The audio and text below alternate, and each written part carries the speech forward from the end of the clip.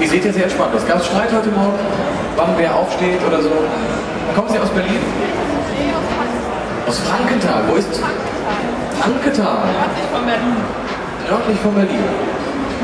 Dann sagt mir alte Bessie natürlich nichts. Wie weit von Berlin entfernt? Frankenthal? Genau an der Grenze. Genau an der Grenze. Tina und Michael.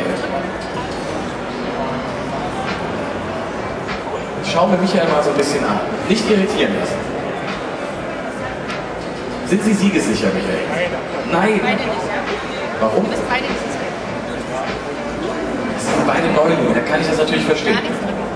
Zwei Neulinge hier in der Funzone, Tina und Michael, Papa und Tochter.